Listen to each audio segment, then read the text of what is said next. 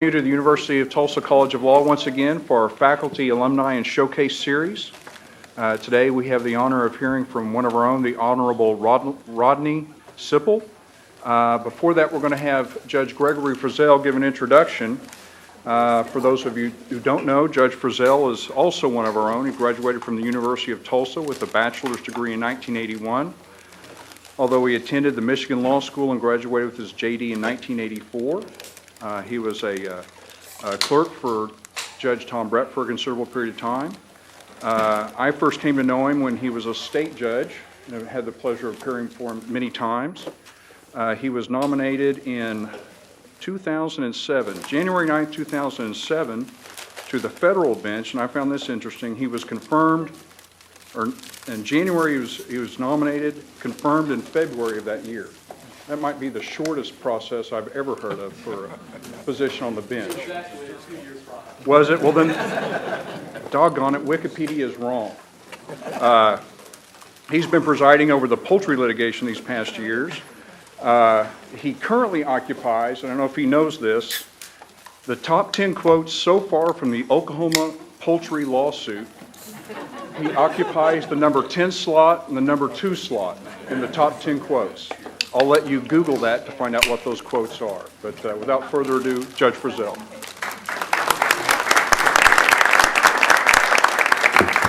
I'm afraid to look. Those of you who knew Rod Sippel in his college days already know what a pleasure and celebration it is to have him here with us today. And for those of you who have not had that opportunity, let me offer this introduction of an extraordinary and special individual. Rod Sippel is a 1978 graduate of the University of Tulsa in political science, Phi Beta Kappa. He received the Holloway Prize, which is the prize for the top political science student in the Department of Political Science. He was president of the Student Association while he was here. One of his closest mentors, who I think he'll tell you a little bit about, was past university president Ben Henneke, who selected him with 5 other students to specially teach and mentor his senior year here at the university. My first day at the university, all new students were asked to attend an orientation session. I was not expecting to be inspired, but I was, by a senior at the time by the name of Rod Sippel.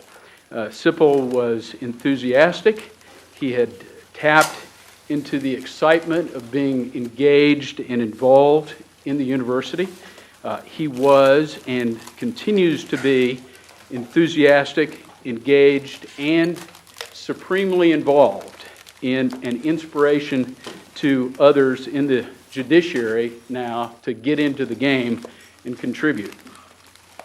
From 1979 to 1982, Judge Sippel was a staff assistant to United States Senator Thomas Eagleton. He received his law degree from Washington University in St. Louis in 1981. He became an associate and later a partner at Hush and Eppenberger, now Hush Blackwell in St. Louis.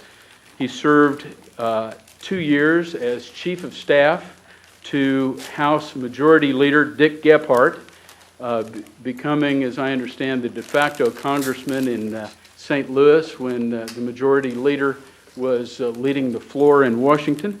Then returned to private practice for 2 years at Hush and Eppenberger, when in 1998, President Clinton appointed Judge Sippel at age 41 as a federal district judge for the Eastern District of Missouri, interestingly, to replace Judge Stephen Limbaugh, Rush's uncle. Judge Sippel continued his legacy of involvement in the federal judiciary from 2001 to 2010. Judge Sippel served with our own Judge Jim Payne on the Judicial Branch Committee of the United States Judicial Conference.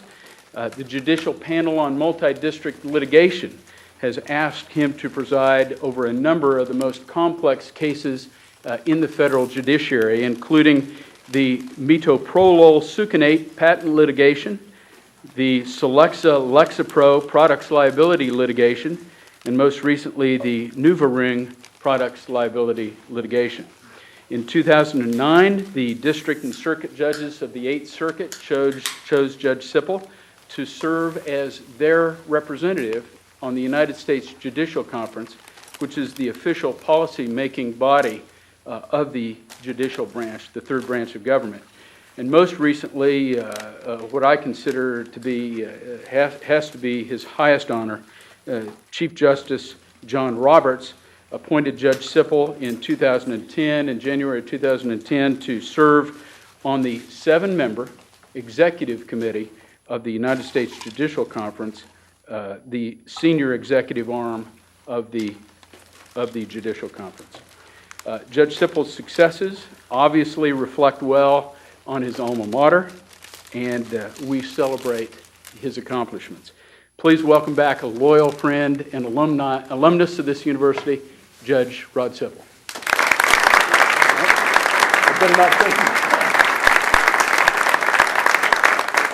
Well, it's all downhill from there, right? I mean, with an introduction like that, you just go to work every day and do the best you can.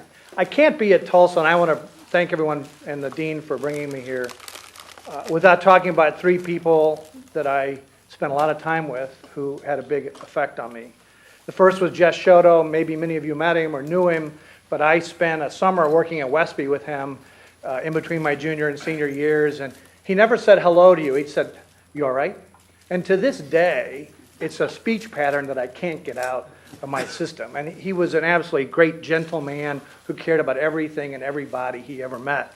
The other was Pascal Twyman, who was a bear of a man. He let you know who was in charge of the room. And if you see my graduation picture, you can't see my face because he's arm wrestling me as he hands me my diploma. And the last was Ben Haneke, who was extraordinary, and I was in a special independent study with him. And the reality of it was, he had me reading a lot of political philosophy because he felt I'd missed that in my political science curriculum. And I'd gone to an economic conference in D.C. sponsored by Princeton, and I came back and told him about it, and he looked at me and he goes, "Sippel, you do more with less knowledge than any person I have ever met." And you can take that any way you want, but I took it generally as a compliment. I also want to talk, there's a lyric from an obscure Harry Chapin song, "Old friends are the best friends because they know where you are and they know where you've been."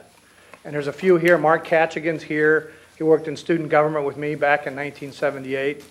And Amy Butler Dodson I've known since I was 15 years old. She works in the alumni office here at the University of Tulsa. And she worked at a camp in the Mark Twain National Forest in Missouri that was on the Current River, an idyllic setting. And every now and then in the summer, I'd go down and visit her, and we would go up this fire tower and talk about what the future would hold. It's only you would do when you're 15 and 16, and what great things are going to happen.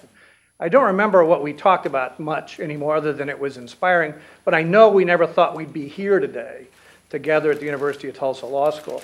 And it's just great to see old friends and to be in a place that meant so much to me and to be very comfortable. In part, I want to talk about, I told the dean I was not going to get into the new rules in electronic discovery or how we're going to change Criminal Procedure Rule 11 to account for Padilla against Kentucky. I mean, we could do all those things, but I want to talk about some trends from where I see them and hope that we have more of a conversation than for me lecturing about things. And I want to start with the observation that, and Judge Payne's here, a great friend, and Judge Frizzell, and there is a great fraternity in the federal judiciary. It's like someone's already screened people. And they said because we don't have time in our lives now to spend a year with somebody and say, I really like that guy, or I like that person. But they were pre-screened for me, and we were put together, and it's great to serve with them. And I think one of the other luxuries of being in the federal judiciary is we don't go to work every day worrying about our client as much as it's important to most people here. What's my client want? What do they need? How do I get it done? We have the luxury of worrying about the judicial system and where it fits. And we can be very jealous of the role that judiciary plays in our society today. Our founding fathers wrote a lot about it in the Federalist Papers and pondered the proper role for judges in our society. And we have the luxury, because of our position, to think about it and talk about it and jealously protect it. Because we can live grandly in the law. And I'm preaching to the choir, and I apologize. But Justice Kennedy has a saying, sometimes the choir needs a sermon. So I think it's important to talk about the proper role of the judiciary in our society, because it does. It's one of the more fundamental things that makes our country so great, so much better, and why we are the envy of the world. But I want to talk about a trend, several, but the first one I want to talk about is the role of the federal district judge has changed. It's changed a lot over the last 40 years. There's a great article by a good friend of Judge Payne's of mine, Brock Hornby. He's a federal judge in Maine. He wrote an article called The Business of the U.S. District Courts. It's in 10 Greenbag second, and no more cites today, I promise. Nobody has to take any notes. But his observation is, back in 1962, almost 12% of all civil cases went to trial. 20 years later, in 1982, only 6% of civil cases went to trial.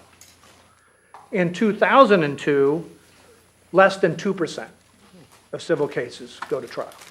I mean, anyone who's been practicing law for any length of time has already seen it in their lifetime as a lawyer, the demise of the civil trial. Now, that statistic alone would lead you to believe, well, people are running away from the federal judiciary. But that's not true. Case filings continue to increase. They've increased exponentially over the last same period at which civil trials have declined. Now, that's an interesting statistic, and you say, that's okay, so what? I mean, it affects all of us because it's hard then to train the young lawyers about how to try a case.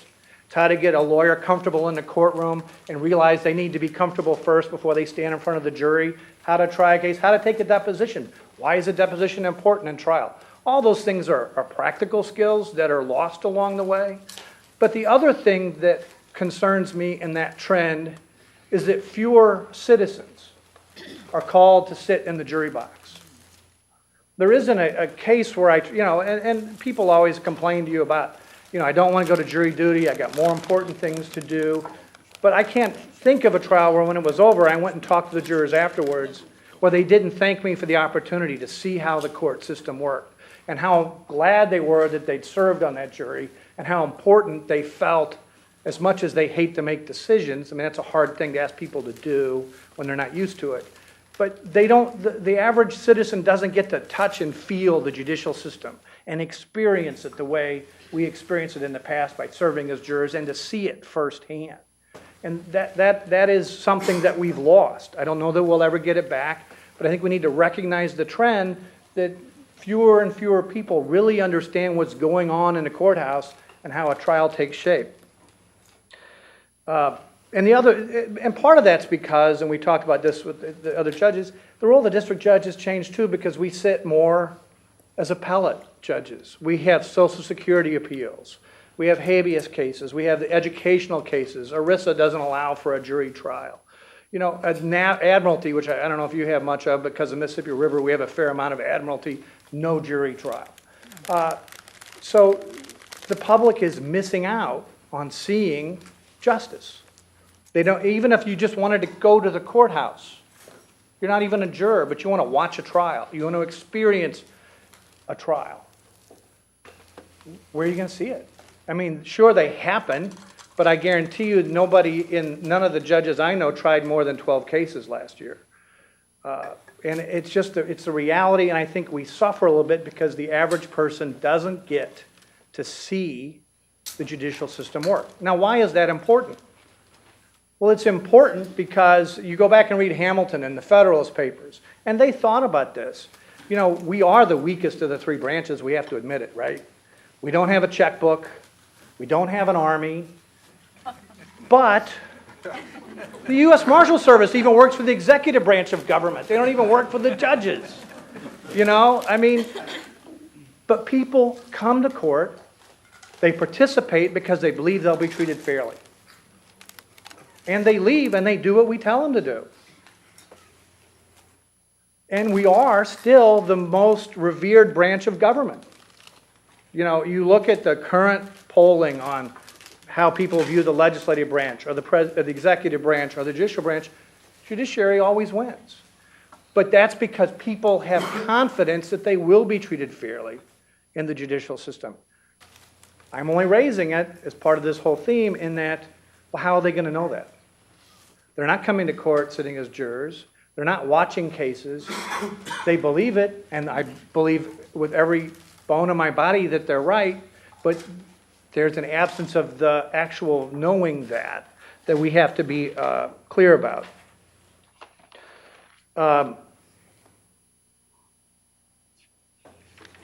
The other trend is the demise of the traditional media.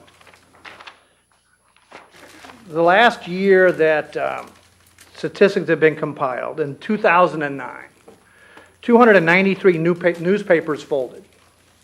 8 magazines with a combined circulation of over 1 million were closed. 11,000 online and print magazines of all sizes closed. 100 TV stations, parent companies, filed for Chapter 11 in 2009.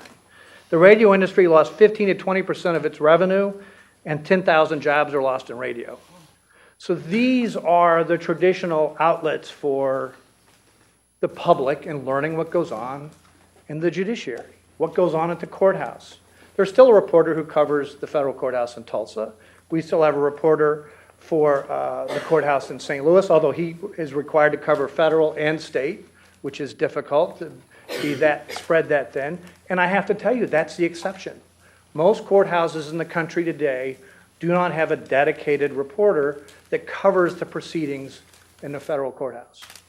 So now we have the trend is building on itself. Fewer jury trials, less opportunity to come to court to see what's going on, and there are fewer people in the traditional media, don't get me wrong, because as much as we're losing journalists, given the way social media and other media is evolving, almost anyone can be a journalist. Everyone's a journalist. And that's its own issues that I'll get to in a minute that causes some anxiety. But where is the public getting its information about what goes on in the courthouse? Because of the demise of the traditional media or the legacy media, as people like to talk about it. What's the result of that, in part? And maybe this was always true, I don't know, because there are probably some academics who could set me straight. But currently, most Americans cannot name one Supreme Court justice. The 35% of Americans can name one. The most, if you asked without giving them a multiple choice test, if you said you name one Supreme Court justice, 19% can name Clarence Thomas. That's the highest response rate. 16% can name John Roberts. Now, the lawyers here know that, until Justice O'Connor retired, it was the O'Connor Supreme Court, right? You wanted to make your arguments targeted at Justice O'Connor because she could tilt the outcome of that case because she's the fulcrum, she's the middle. Today it's Justice Kennedy, right? I mean, Justice Kennedy is the middle. Well, he probably is on more majority opinions than anybody because he's the fifth vote. Only 6% of Americans can name Anthony Kennedy as a Supreme Court justice. Only 3% can name Stephen Breyer. And he just got done with a book tour. I mean, who knows, I mean, it's... And this is an aside. Chuck Breyer, his younger brother, is a good friend of mine. He's a district judge in San Francisco. And he just called me the other day to ask me about a lawyer in St. Louis. So if lawyers talk about judges, believe me, judges talk about lawyers. That's my footnote for the day. But I don't think it's as bad as it sounds because I still think people are aware of the Supreme Court. They understand the function of the Supreme Court. But I'd also submit to you that it is a little disturbing at the lack of understanding of who sits on the court.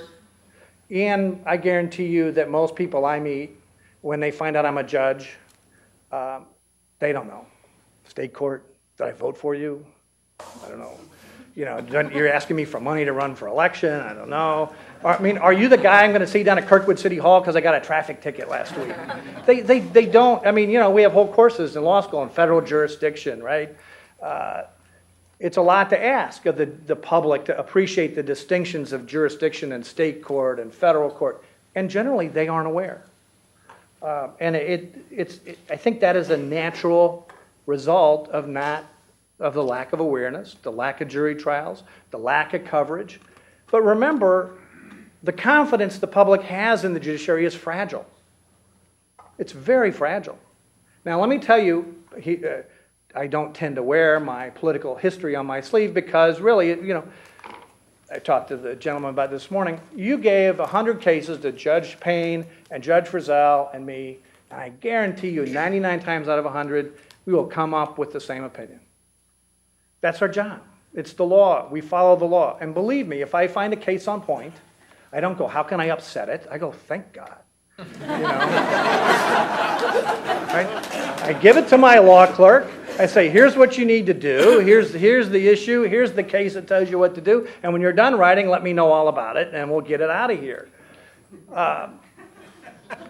But if only 19% of the people, or I think it's a total of 35% can name one Supreme Court justice, that means we're very ill-defined. But my point is that having worked in politics or Congress, that also would tell me politically that there's a lot of room to redefine me. Because that means 65% or more of the people don't really know or don't have an opinion. And that's dangerous because there's a void there, there's a vacuum there begging to be filled. Well, what is going on in the courthouse? What are those judges doing? Who are those people? And 65% can't even tell you who they are, much less what they do. So there's a vacuum of information that can be filled. Nature abhors a vacuum, right? Something I learned somewhere along the line in science. But it will fill itself. And part of it is we have a duty to fill that vacuum. Lawyers, law students, and making sure that people understand what goes on so that other people, since everyone's a journalist, someone decides tomorrow that there's a judge they don't like and they just start blogging every day. I have a niece who works for a Fortune 500 company, and she's a social media specialist. She's online all day long. Anytime her company's mentioned, she engages the discussion so that there's an alternative viewpoint online. Now, there are ethics for those folks. They have to disclose who they are. They have to disclose what they do and who their employer is, but they engage on a daily basis. And I'm sure there isn't a Fortune 500 company doing anything that doesn't have somebody online every day talking about their company and talking about their product to make sure that disinformation and misinformation doesn't get a toehold and then grows. And then it's one of the things I think as lawyers and law students and judges we have to be aware of. There is a vacuum out there of an understanding of what the judiciary is or does. There is another trend, and I haven't seen the crosstabs and I haven't thought about it, but I want to throw it out for conversation. Because one of the other jobs I ended up with, the Chief Justice sends me to the meetings of the 50 state Supreme Court justices. They get together twice a year and talk about issues, and 3 federal judges attend because there's a lot of overlap, habeas cases, how they handle death penalties, how they get to the federal system, and we have a constant conversation on how to improve that part of justice. In Iowa, the Supreme Court a couple years ago in a 7-0 decision found that the statute prohibiting same-sex marriages was unconstitutional under the Iowa Constitution. That's not an issue I've researched. It's not an issue that I've thought much about. But in November, every judge who was up for retention was defeated. Now, it's a fact, and nobody argues against democracy or is against people voting or taking a position. But the topic or the issue or the trend that I'd like you to think about is typically what would have happened is that you would have said, I don't like that decision, we need to go change the law. I don't like that decision, we need to amend the Constitution. Instead, what happened is, I don't like that decision, we need to get rid of the judges. Now, you go back and read Hamilton and the Federalist Papers, and he talked about this to some extent, that we aren't a political branch, that we're the branch that stands between the political branch or the majority when it makes a mistake and the rights of the individual. I don't know what to make of this. I'm throwing it out for conversation. If it gets to a point where I can get a different result, I think, if I change the judge, as opposed to I need to change the law, where are we? But and I'm sure there'll be some academics who should do some work on this. What is the history of this? And I'm not advocating for or against judicial elections, although I believe the founding fathers got it right with the federal judiciary. But where is that taking us? Because if that becomes the case, and our reputation is fragile, the basis that we come back to, that people listen because they believe they're going to be treated fairly, if we become just other elected officials that we can be removed or moved on to get a different result, what will that do to the system of justice? I don't know the answer, and I'd really like some input from everybody here to talk about it. Now, are there law students here? Any law students? I got a few. Oh, great. I shouldn't raise too many questions without some suggestions, I suspect. I think. I forgot to tell you that the camp that Amy worked at in high school was recently seized by the DEA. True story. Because a Grateful Dead cover band brought the camp, and they've been having so many drug busts there, the DEA did a civil forfeiture of the entire 300 acres of the camp. So, the first point is, when you go for law students and lawyers, it doesn't hurt, we're still preaching to the choir. When you're talking ethics about not disparaging a judge or not saying ugly things about the judiciary, I found a really good case, Kentucky Bar Association against Waller. It's a 1996 case. And the lawyer there started his brief, comes defendant by counsel and respectfully moves the honorable court much better than the lying incompetent asshole it replaced. If you graduated from the 8th grade. Imagine writing that and turning it in. But nonetheless, it happened. The state bar only recommended a reprimand. The Supreme Court said not enough. But they had a good quote. There can never be a justification for a lawyer to use such scurrilous language with respect to a judge in pleadings or in open court. And this is the part that's true. The reason is not that the judge is of such delicate sensibilities as to be unable to withstand the comment. We've all been called worse, right, Greg? Yeah. I only get called asshole. We're in pretty good shape. But rather, such language promotes disrespect for the law and for the judicial system. So sometimes in law school, you lose sight of why. Like I always think teaching civil procedure your first year is complicated. You've never seen a case. How do you know what procedure should apply to it? But there is a reason that lawyers have an ethical code. It's not to protect judges. It's to protect the institution of the judiciary. And it's something that goes on, and lawyers cannot lose sight of that over time. Second, this is more addressed to the lawyers in the room, but also the law students. Lawyers are opinion shapers in the community. I know people like, the old Shakespeare quote, but we all know that quote, let's kill the lawyers, was really to destroy the society, not to disparage lawyers. It was an upside down compliment. But lawyers are opinion shapers in the community, and don't lose sight of that. Don't let, untoward comments about the judiciary or a judge go without standing up for the judiciary in this great system. We all have that duty together. Judges, so you've got law students, lawyers, judges, we can do a better job. We are timid, and we rightfully so. We're not supposed to talk about cases pending in front of us. We're not supposed to talk about issues of the day because they might become an issue in front of us. And to protect the appearance of impropriety, we can't be out there, not only actual impropriety, but also the appearance of impropriety. We're not to comment on the topics of the day, typically, or to certainly talk about cases pending in front of us. But we can do a better job. Simple things. Our website should be better.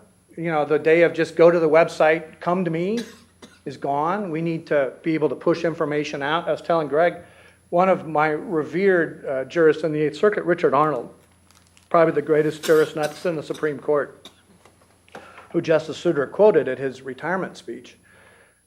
we just found a 30-minute speech that Richard Arnold did on the art of judging, and we just got the AO to put that up on YouTube. So there are things you can do to continue to push information and make it available to people.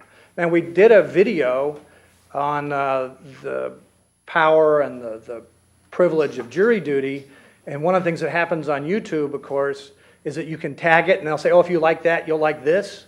Well, when we put up, the importance of jury duty, the next one was how to avoid jury duty. So you can untag it too, which we've now done. The AO, the Administrative Office of the U.S. Courts, we have to have someone that buys the desks and the furniture and stuff. They have a public affairs department. They're putting out videos on YouTube for use at schools, for use for lawyers. And so, it's a start. It's certainly not a solution, but it's a start. We should be using perhaps Twitter, or certainly have email blasts and groups. Educators should be on an email list from the court, and when we have something interesting, it should go out. We don't wait for people to find us, we got to find them. It's apocryphal. I was at the First Amendment Center at Vanderbilt in September, and they said that Brown against Board of Education was written as short as it was because the justices wanted to make sure that it could be printed, the New York Times would print it in its entirety. And they did. Today, we don't have that problem. The opposite is available. You could attach, and I don't recommend 100-page opinions. I think they're more mischief than they are helpful. But you can attach a 100-page opinion to a tweet. You do your whatever main characters you get and attach it. We can get the information out there. We have opportunities to make sure that all of that information and what goes on in the courthouse goes out in an unfiltered way. But we have to not be afraid to take advantage of it. The New Jersey state court system is on Twitter, and they send out all their opinions to people who follow them. I mean, I'm not on Twitter. How many of you got law students on Twitter? So I'm talking Greek now, aren't I? But, we as much as I'm talking about things and trends that we should be concerned about, we can't be afraid of them. The one thing that's not inevitable is change. It's what we do with it to our advantage, not to be afraid of it, not to hide from it. So those are the things off the top of my head that I wanted to, and the last one I was talking to the dean about, the federal judiciary is starting a pilot program on televising civil trials. And, the Missouri Supreme Court allows cameras, and one of the Supreme Court justices tells me, the only time they ever show me is when I'm walking on the bench or leaving the bench. All my friends think I don't do anything but walk to and fro. That's all they show on the news. But, it's possible, like you can go to the Supreme Court and listen to the arguments. You can go to the 8th Circuit and 10th Circuit websites and listen to the oral arguments. We could have the opportunity to record those trials, and then you could take down the feed anytime you wanted if you wanted to see the trial, because we know the electronic media isn't going to give you more than 30 seconds. And granted, that's the greatest fear, is that 30 seconds will distort the trial, and people won't fully appreciate. They're only going to give the scandalous stuff, right?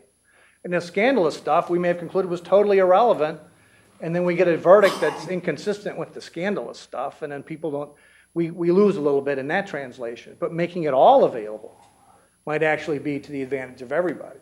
But it's a pilot program, and I don't know the answer to that, but we're about to embark on that to see how that goes. But I would submit to you, I think these trends are interesting. You may disagree with me. I'd like to hear what people think.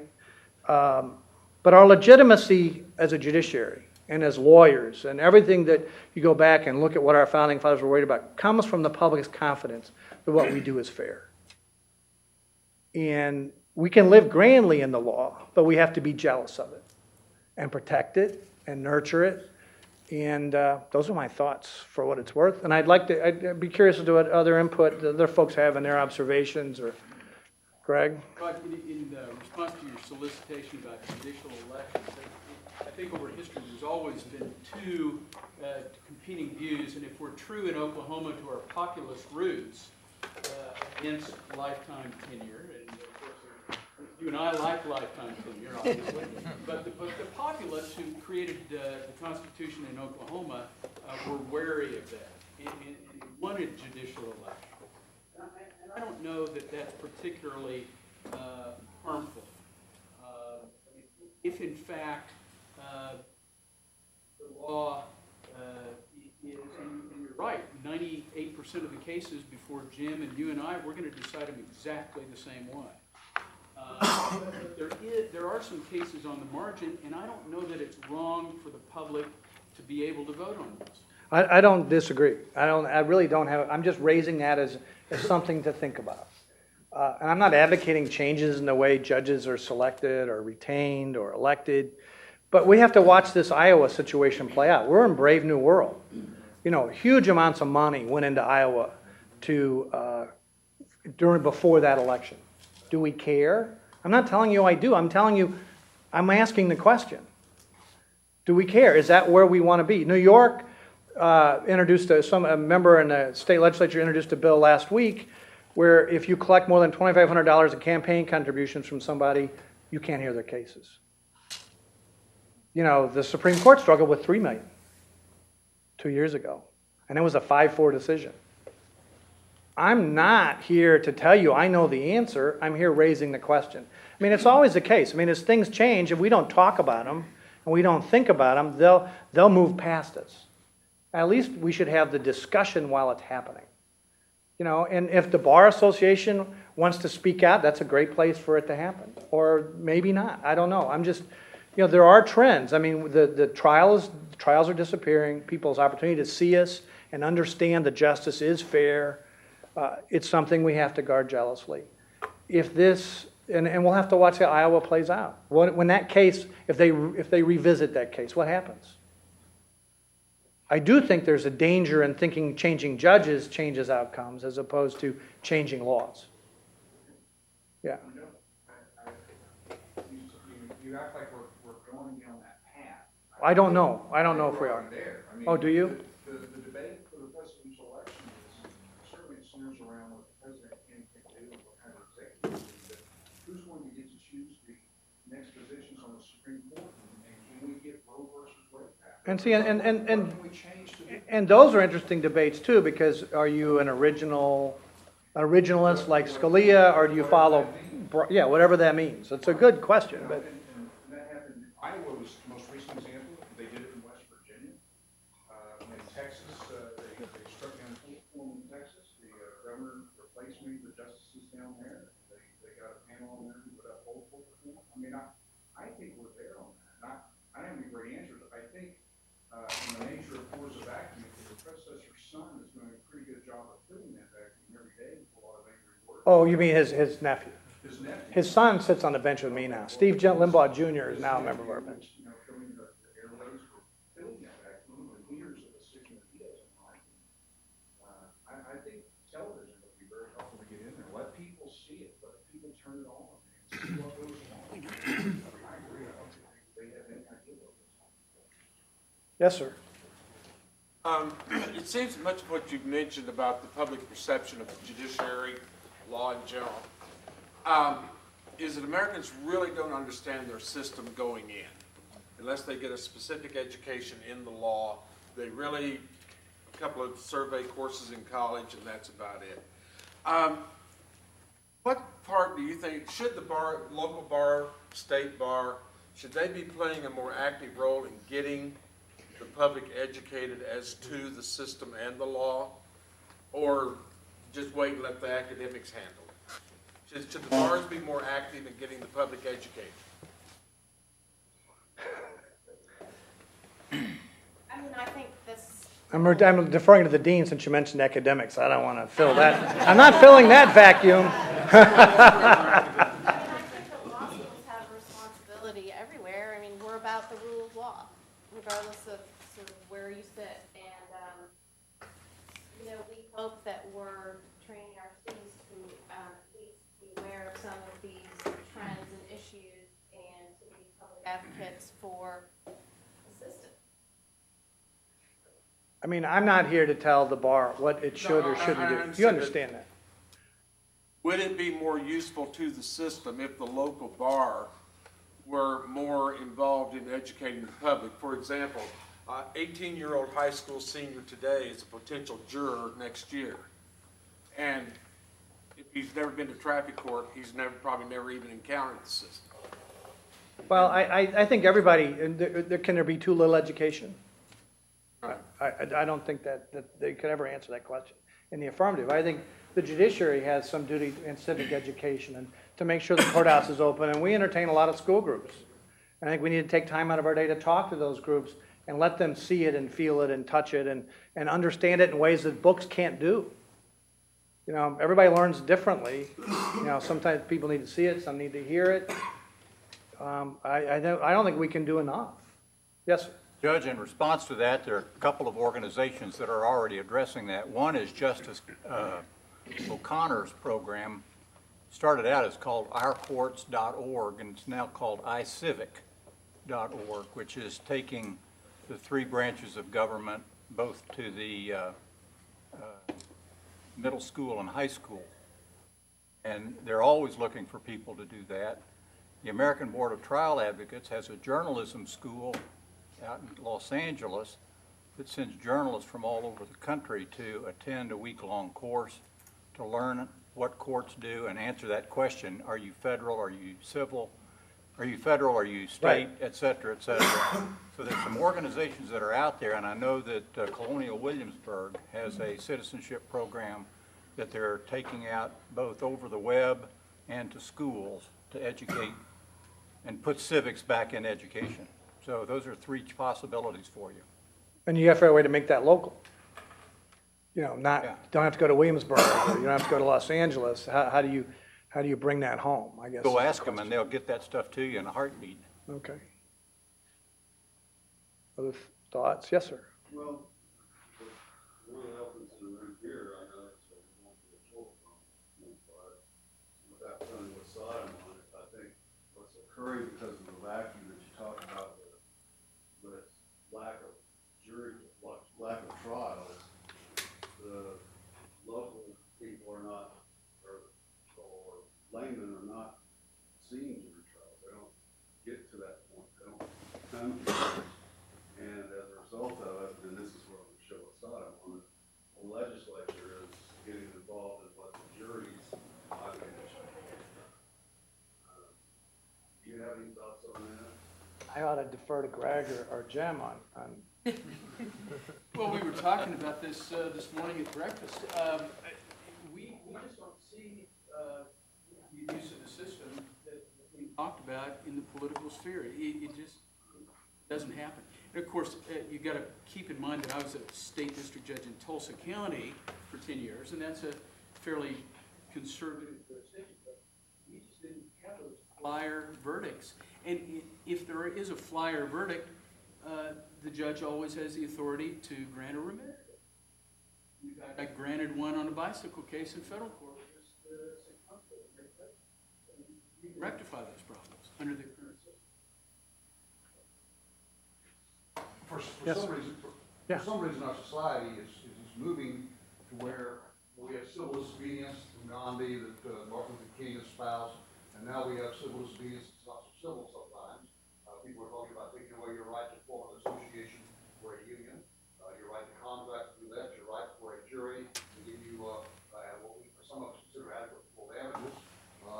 And it just seems like, I don't know, we talk about people wanting less government, but also less rights. I can't quite put those two arguments together. It's all very political. I mean, I think there's a cleavage in this country that is enormous that we don't seem to recognize yet about people in different roles. Those that don't want to be interfered with, and if you don't do that, that's kind of the way I think it is. But that's Yes, sir.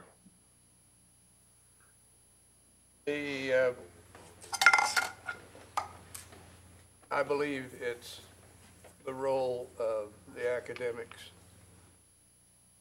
I don't believe in professionals advertising, whether it's lawyers, preachers, educators, or whoever. I believe there's too much advertising. I think our system should be silently good, and therefore I don't think it's the role of any institution other than education. Handle what we have, teach it, and if they don't get it, then they one day get in court and find out what it is. Okay. I appreciate that. Other thoughts? Well, no good speech should go without you taking home a nugget for a cocktail party, right? I learned something today I bet you don't know. So I did a little chart. I'll leave it with Greg or the dean. Last year, for the first time in the history of criminal sentencing, immigration cases exceeded drug cases in the federal court system. That's the huge shift and tidal wave in criminal prosecutions in the federal government. But that should start any good cocktail party conversation. So I didn't bury my lead. I went ahead and I put it out front and center. There were 28,046 immigration prosecutions last year in the federal judiciary. There were only 15,785 drug cases. That is just facts. Sea change. Change in focus, change in energy, change obviously in all sorts of things. But I want to thank you for the time. I enjoyed being in Tulsa, and my goal is to raise some questions. I don't know the answers, but you know, I know that you all will have a lot of things and thoughts and that you want to pursue. The future is always great because that's our job to make it great, and it's to be jealous of the law and to live grandly in the law. And I want to thank Tulsa for everything it's done for me, and I appreciate the opportunity to be here. So thank you very much.